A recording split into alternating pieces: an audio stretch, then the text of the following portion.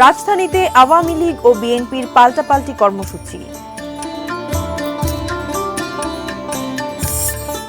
জৌলুস হারিয়েছে নৌপথ, লঞ্চ কেটে বেচে দিচ্ছেন মালিকরা। এবং বাগেরহাটে পানিশূন্য খাল, ক্ষতিগ্রস্ত ১৫০ হেক্টর কৃষি জমি। Sponsored by Walton Non-Stop Millionaire Offer and Abiba Finance Limited.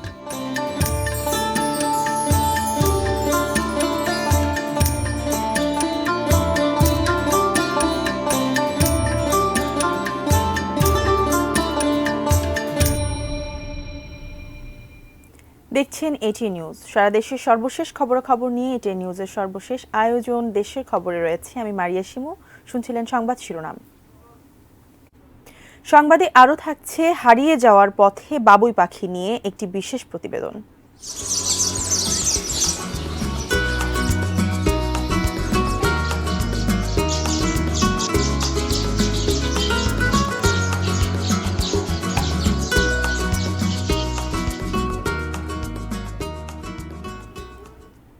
এবারে জানাবো বিস্তারিত। রাজপথে আবারও আওয়ামী লীগ ও বিএনপির পাল্টাপাল্টি কর্মসূচি চলছে। রাজধানীতে আজ একই সময়ে কর্মসূচি পালন করছে রাজনৈতিক দল দুটি। আওয়ামী লীগ করছে প্ল্যাটিনাম জয়ন্তীর আলোচনা সভা, আর বিএনপি দলের চেয়ারপারসনের মুক্তির দাবিতে করছে সমাবেশ। নয়াপল্টনে বিএনপির কেন্দ্রীয় কার্যালয়ের সামনে মহানগর উত্তর ও দক্ষিণ বিএনপির আয়োজিত এই সমাবেশে দলের মহাসচিব মির্জা ফখরুল ইসলাম আলমগীর সহ কেন্দ্রীয় নেতারা বক্তব্য দেবেন।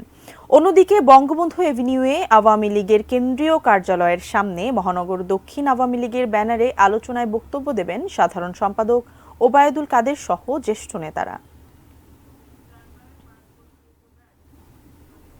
রাজধানীর নয়াপল্টনে বিএনপি সমাবেশ থেকে যুক্ত হচ্ছেন সহকর্মী শফিকুল হক। তিনি জানাবেন বিস্তারিত। শফিক, সেখানকার কি এখন অবস্থা এবং জনসমাবেশে আসলে কোনো ঝামেলা এখন পর্যন্ত হয়েছে কিনা বা কেমন চলছে জনসমাবেশ?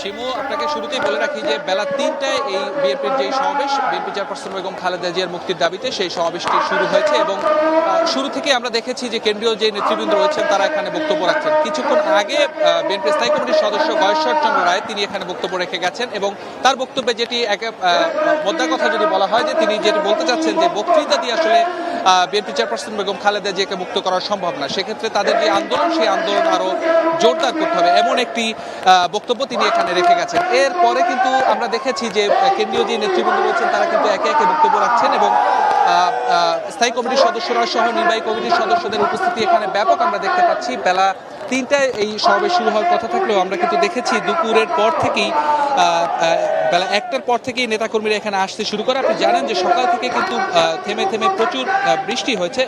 এই বৃষ্টিপাতের কারণে কিন্তু নেতাকর্মীদের এখানে আসতে কিছুটা বেগ পেতে হয়েছে। তো তারপরেও বৃষ্টি থামার পরে এখন আবহাওয়া চমৎকার আবহাওয়া এবং এখানে নেতাকর্মীদের যে উপস্থিতি আমরা দেখতে পাচ্ছি সেটি আসলে ব্যাপক। আপনাকে যদি বলি যে সেই নাইটেঙ্গেল মোড় থেকে শুরু করে ফকিরাপুল মোড় পর্যন্ত নেতাকর্মীদের উপস্থিতি এখানে আমরা দেখতে পাচ্ছি এবং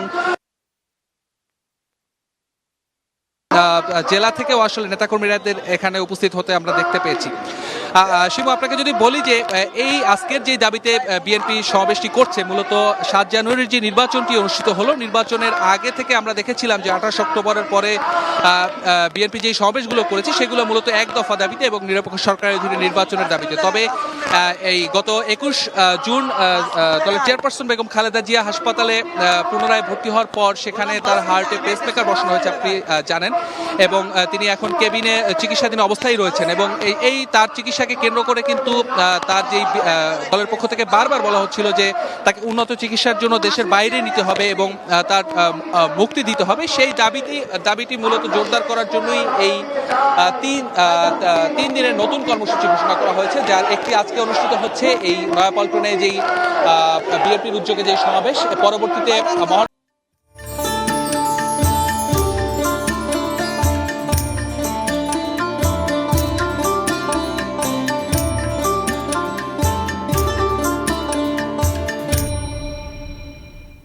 বিরতির পর আমন্ত্রণ দেশের খবরে। এবার আমাদের ইস্যু অব দ্য ডে, জৌলুস হারিয়েছে নৌপথ। চিরচেনা সদরঘাট নেই আগের রূপে। যাত্রী সংকট ও নানামুখী লোকসানে এরই মধ্যে কাটা পড়েছে প্রায় 20টি লঞ্চ। কাটাকাটির পথে আরও 10টি। লঞ্চ মালিকরা বলছেন দেয়ালে পিঠ ঠেকেছে তাদের। ব্যাংক ঋণ শোধ করতে লঞ্চ বেচে দিচ্ছেন। কিন্তু কেন এই অবস্থা? সমাধানের পথই বাকি। তারিফ মল্লিকের ছবিতে সাজেদা সুইটের রিপোর্ট। স্বস্তি বলি বা আরাম, লঞ্চের বিকল্প নেই দক্ষিণাঞ্চলের মানুষের কাছে। সদরঘাটের লঞ্চে জীবনের এমন কোলাহলী দেখে অভ্যস্ত সবাই। পদ্মা সেতু হওয়ার পর কম সময়ে ভোগান্তি ছাড়া গমনাগমনের সুবিধা পাচ্ছেন যাত্রীরা, কিন্তু তারপরও অনেকেরই টান নৌপথে। পদ্মা সেতুর ওপার পর্যন্তই আমাদের সুবিধা, তারপরে রাস্তা ওই পাড়াটা এত ভালো হয়নি। একটু হুইয়া টুইয়া যাওয়া যায়, বাথরুমে টাথরুমে যাইতারি। আরাম ভাই বইতে আবার কতক্ষণ আরাম যায়। ঈদের ছুটিতে ঘরে ফেরা বা ঢাকায় ফেরার এই সময়গুলোতে যে সদরঘাটে উপচে পড়া ভিড় থাকতো, একে একে লঞ্চ ছাড়া ও ভেড়ার ব্যস্ততা থাকতো, সেখানে এখন ভিন্ন অবস্থা। আগের তুলনায় যাত্রীর সংখ্যা খুবই কম। এর মধ্যে আমতলী, গোমা, পাতাবুনিয়া, বরগুনা সহ ছোট বড় 10-12টি রুট বন্ধ হয়ে গেছে। সব রুট মিলিয়ে 220টি লঞ্চ চলতো, এখন 80 থেকে 90টি চলে। ঢাকা বরিশাল রুটে 7টি লঞ্চ চলতো, এখন চলে 2টি, তাও যাত্রীতে ভর্তি হয় না। লঞ্চ সংশ্লিষ্টরা বলছেন পদ্মা সেতুর ধাক্কা কিছুটা সয়ে এলেও জ্বালানি তেলের দাম সামলে লাভ তো দূরে থাক, উল্টো লোকসান। প্রতি ট্রিপে লোকসান দিতে হয় 2 থেকে 3 লাখ টাকা। এরই মধ্যে এমবি মীরা, কীর্তনখোলা 2 সহ 20টি লঞ্চ কেটে বেচে দিয়েছেন মালিকরা। অনেক মালিকই তো অনেক লঞ্চ কেটে ফেলছে, অনেকে ব্যবসা থেকে উঠে চলে যাচ্ছে। ব্যবসা নিয়ে স্টাফ রাখবে অথবা লঞ্চ রাখবে, এটা তো আরেকটা লোকসান। আসলে আমাদের ওয়ালে পিঠ থেকে গেছে। জাহাজ তৈরি করছি ধরেন 10 কোটি, এখন সেই জাহাজ আমি যদি স্ক্র্যাপ করতে যাই 2 কোটি 2.5 কোটি দেবো, আমার কতগুলো লস হয়েছে। কয়দিন আমার লোহাটারে পাহাড় দিব জাহাজটা।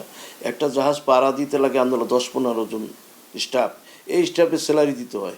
লঞ্চ মালিকরা বলছেন সেতুর জনপ্রিয়তা থাকবে, তেলের দামও বাড়বে, কোনোটি ঠেকানোর সাধ্য তাদের নেই। এ অবস্থার মাঝেও লঞ্চ খাত বাঁচাতে বিকল্প উদ্যোগের সুযোগ দেখছেন তারা। গুলিস্তান থেকে পল্টন আসতে প্রায় 3 ঘন্টা লাগে। এই 3 ঘন্টা সদরঘাট না এসে তারা গাড়িতে চলে যায়। এইটা আমাদের সবচেয়ে বড় এফেক্ট। আমি সরকার বাহাদুরকে বলবো, আমাদের হয় একটা মেট্রো রেল করে দেন, নতুবা আমাদের একটা ফ্লাইওভার করে দেন। লঞ্চ মালিকরা বলছেন যাত্রীদের জন্য যোগাযোগের সুবিধা বাড়াতে লঞ্চ চলাচল ঠিক রাখা দরকার। তা না হলে সড়কপথের পরিবহন মালিকরা একচেটিয়া ব্যবসা করবে, ইচ্ছে মতো ভাড়া বাড়াবে। তাছাড়া পণ্য পরিবহন ব্যয় বাড়বে, সব মিলিয়ে কষ্ট বাড়বে নিম্ন মধ্যবিত্তের। পদ্মা সেতুর কারণে সড়কপথের যে ব্যাপক সুবিধা এদিকে যাত্রীরা পাচ্ছেন সেটি অস্বীকারের কোনো সুযোগ নেই, কিন্তু নৌপথে ভ্রমণে, নৌপথে চলাচলের যে স্বস্তি এবং আরাম, সেটুকু কি অস্বীকার করার কোনো সুযোগ আছে? সংশ্লিষ্টরা বলছেন এদিকে সদরঘাট পর্যন্ত আসতে যে যানজটটা হয় সেটি যদি নিরসন করা যায়, নদীর নাব্যতা ফিরিয়ে যদি আগের রুটগুলো আরও বেশি সচল করা যায় এবং এই নৌপথে চলাচলের সবটুকু সমস্যাগুলো দূর করার ব্যাপারে যদি আরও আন্তরিক হওয়া যায়, তাহলেই কিন্তু দুটি পথ মিলিয়ে যাত্রীদের সুবিধা অনেক গুণ বাড়িয়ে দেওয়া সম্ভব। সদরঘাট থেকে সাজিদা সুইটি, এটিএন নিউজ, ঢাকা। পানিশূন্য বাগেরহাটের হারিয়ার ঘোপ সেচ খাল, শুকিয়ে গেছে পুকুরের পানি, ফলে ক্ষতিগ্রস্ত হচ্ছে 150 হেক্টর 3 ফসলি কৃষি জমির চাষাবাদ। বাগেরহাট প্রতিনিধি আমিরুল হক বাবুর পাঠানো তথ্য ছবিতে ডেস্ক রিপোর্ট।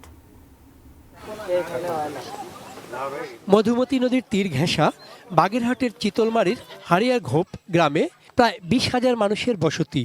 গ্রামের পাশ দিয়ে বয়ে যাওয়া একমাত্র খালটি পানিশূন্য থাকায় প্রভাব পড়েছে জনজীবনে। কৃষিকাজের জন্য পানি সংকটে কৃষকরা। বোরো এবং আমন ধান সহ অন্য ফসল উৎপাদন প্রায় 45% কমে গেছে। পানির উৎস বলতে আর্সেনিকযুক্ত অগভীর নলকূপ। সেই পানি পান ও ব্যবহারে দেখা দিচ্ছে রোগবালাই।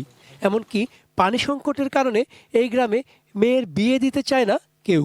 যদি ওই পানি দিয়ে কিছু করি মানে গাগত চুলকানিতে বইরা যায়, অ্যালার্জিতে অনেক সমস্যা হয় সবারই। টিউবওয়েল একবার আর্সেনিক খাতি করে গোসল করতে হয়।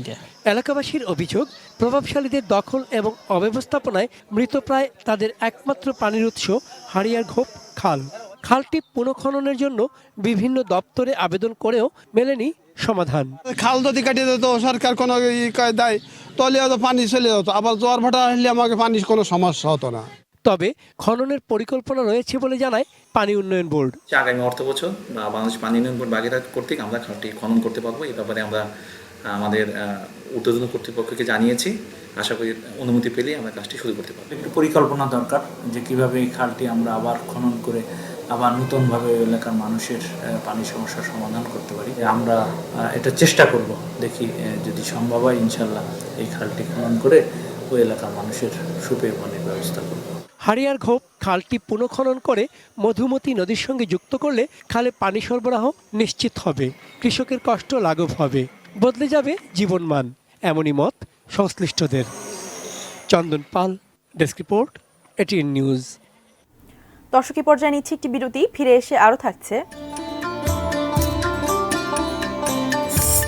চট্টগ্রামের ফৌজদার হাটে বাস উল্টে নিহত 1, ঢাকা চট্টগ্রাম মহাসড়কে যানজট। মৌলভীবাজারের 3 উপজেলায় পানিবন্দী 2 লাখ মানুষ।